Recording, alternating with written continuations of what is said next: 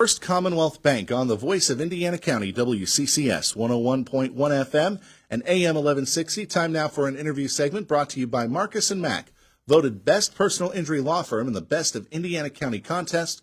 Marcus & Mack, a law firm representing injured people. Now, please, listen to this.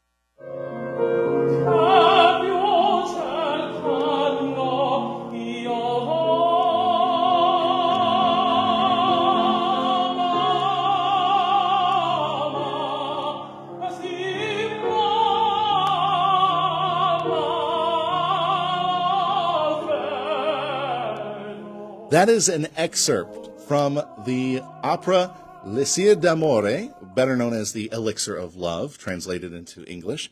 And that is going to be the opera performed this weekend at IUP. So joining us in studio, and if you're watching us on Facebook Live, we will go left to right. We have the conductor of the orchestra for this opera, that is Theresa Cheung. And we also have the man who adapted this opera, of course, IUP professor as well, Dr. Oliver Lo. And we thank you both very much for joining us this morning here on Indiana in the Morning. How are things going? Good. I'm so happy to be here. We had a long day yesterday. We rehearsed from 2 to 10 yesterday, and then we're still here. You're very energetic. It kind of goes with my philosophy about music. Music does not cost energy. Music gives energy, I think. Very true.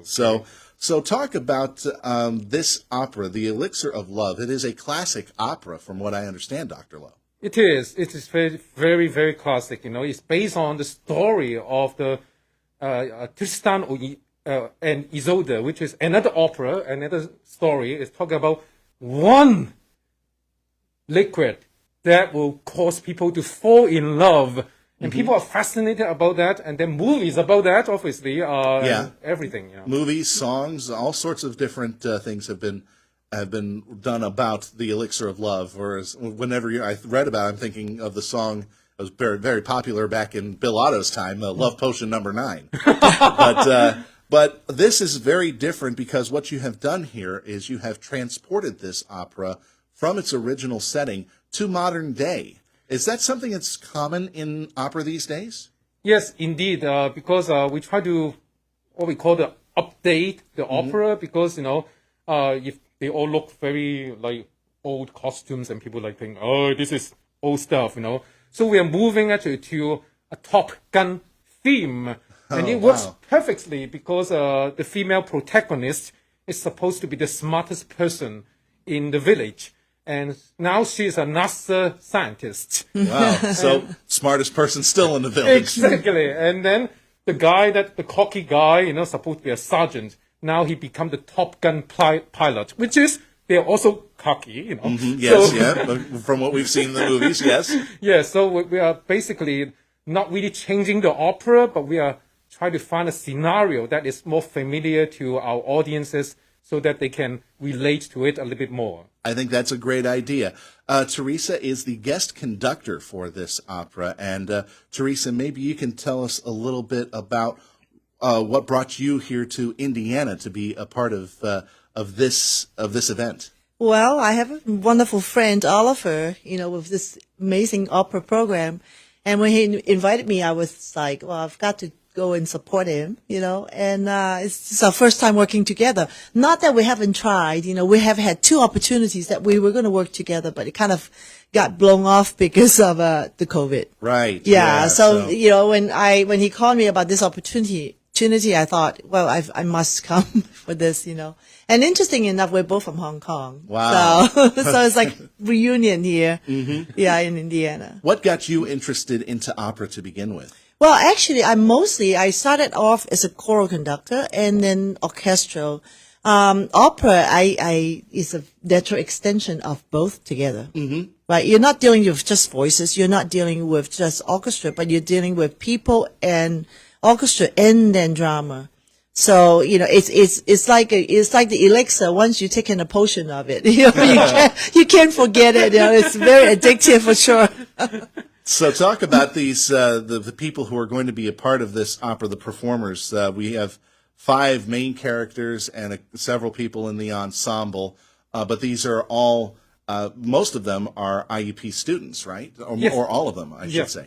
And this is obviously part of their education and training as they go through the Lively Arts program.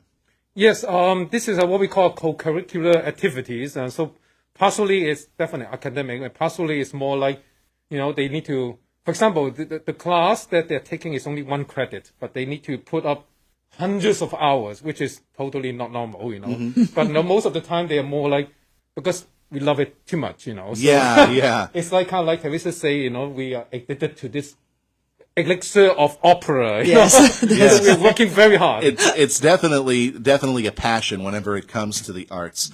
Theresa, I was taking a look at some of the people who are making up the chamber orchestra for this. You have IUP members of the faculty, emeritus members, guest artists. What's it been like to work with this great combination of people? It's always fun to meet each other for the first time, And some people I didn't know in the orchestra. Some people I did. Some played for me before, and it's when you put all these people together, the one thing that unites everyone is really the music, because everybody wants to do such a good job, for the whole thing. So it's been exciting, We had our first reading yesterday. We worked very hard, First reading yesterday. Yes. Gotta understand, I used to work with the Indiana Players long ago. We rehearsed for at least a month on our plays. the singers the singers have been rehearsing probably, but this is just Sunday was the first time you guys got the chance to perform together? It happens when you get professional players. Wow. Yeah. Wow. That's kind of shocking, but you've got this week to get everybody to mesh and to get everything together. How tough is that? Stop. Not tough at all. Dr. Lo, let's be serious on this. Yeah, I actually show pictures of my office in Facebook, and it's like full of papers and instant noodles and everything on the table. So good heavens. It's not tough at all. It's just but it does sound like a lot of fun though. Again, it is the passion of the performance and the music of it that guides you through. So we should give credit where credit is due on this. Music by, you're going to have to help me on this. I'm looking at the name Gaetano Donizetti and the libretto, which is the lyrics. Yes. Felice Romani. Yeah. And I got that right. Very good. So, but again, talk about the people who are also taking part in this behind the scenes. A lot of, again, people, students, and others who are part of the IUP community who are behind the scenes on this. They're just as important, I feel, to any production. It's very true. Actually, our technical director of Fisher Auditorium, Dave Sertusky, is the one that really helped us out. So I have a student lighting designer, but he has been helping her to try to get the lights set up, and he also helped up with the sound. And I have a first-year grad student, Abby, and she has been helping me like this is her first stage managing job. Well, stage manager is very difficult. Yes, it's really difficult. It's like herding cats sometimes. Yes, exactly. So, she's learning and she's on top of things. I'm so proud of them.